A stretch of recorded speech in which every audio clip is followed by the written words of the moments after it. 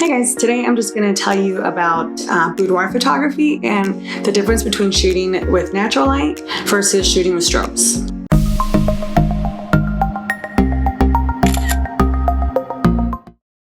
So it's basically personal preference and just depends on the style or the look that you're going for. This was a fun shoot with my friend Bridgette, aka Chocolate Chip Honey Dip. So we just rented this little cheap hotel room that worked pretty perfect. All I brought was one small single strobe with a rectangular softbox. But I also brought the ring light to show you if you do like to shoot natural, then you can have a source of continuous lighting and use that.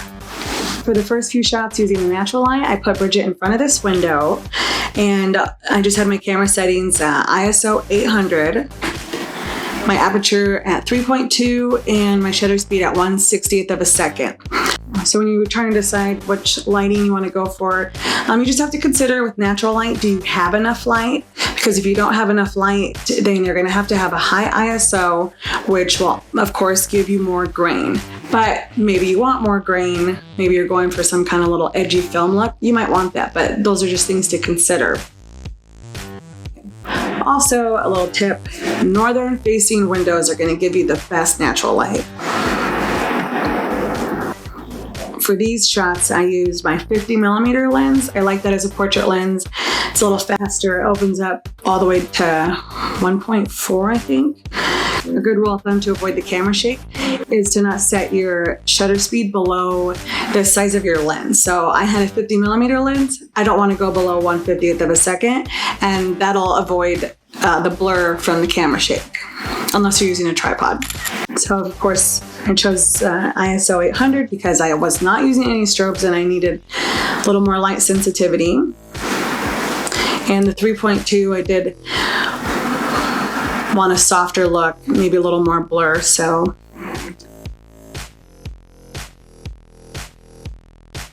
with these photos, I had ambient light of the lamps of the room, and then the window seemed to be a little bit cooler. So when you have different types of light like that, it's called light contamination. I would definitely recommend using a gray card so that you can do custom white balance and kind of fix that problem. So for this shot, same settings. So these are really nice, they're really airy, they're still sexy. But then I went and grabbed the LED ring light. So if you want to do continuous lighting, you would just have these lights on constantly. And also depends on the type of light you're using. If you're using like a tungsten light, it's definitely going to be warmer. And since this was an LED light, these lights were very white, but it was nice and like crisp and clean.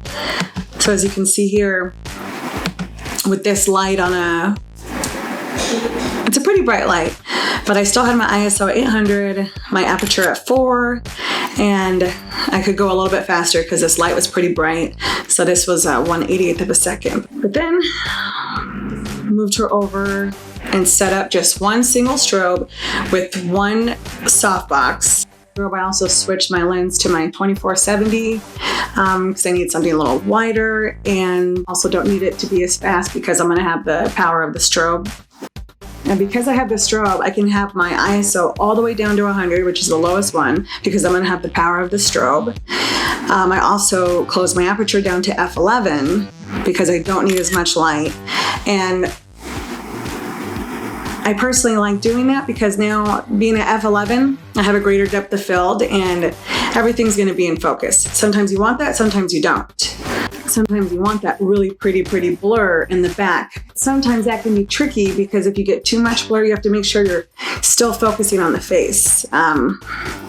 Sometimes if you're down too low, and depending on the lens that you have, you could accidentally get the nose in focus, but not the eyes. It can get really tricky around there. So sometimes I really like being at f11 or something f8 because then I know at least this is all going to be in focus. But that's still an artistic decision. So I had my shutter speed all the way at 1/125th of a second. So it's going to be fast, freeze my motion. So I like shooting like this because I know everything's sharp. And then using only one softbox and not really having to fill over here, having these shadows, it's a little edgier. And that's just a style that I tend to like. So on this one, I bumped my ISO to 200, but I also closed my aperture down to 13. So for this next shot, the settings were almost the same. I just bumped my ISO up to 200, and I'm really liking the way that that's coming out. So we just did some more shots with pretty much the same settings. I was just messing around, would change something here and there.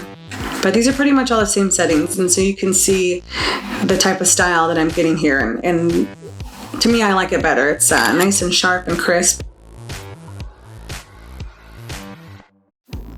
And if you look right here, you can even see how dark it's got. So now we've gone into shooting into the night. And so this is where a benefit of having strobes comes in, because it doesn't matter how much natural light I have or even the ambient light outside. It really doesn't matter because I'm getting all my light from the strobe. So that's a good benefit. You can shoot any time of day. But it went well. Bridgette loved the photos. Here are some of the edited images. These are some natural light.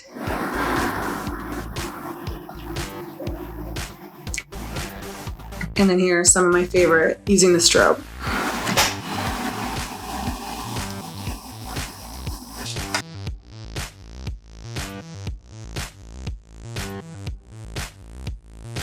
So as you can see, it's really up to you. I encourage shooting both ways anyway, so you can experiment and see what kind you like. Please feel free to comment below with specific questions, or if you want me to make another video on my editing or post-processing workflow. But in the meantime, subscribe so you can catch the next video. Thank you. I don't know what it's gonna look like. It's gonna look great. I promise.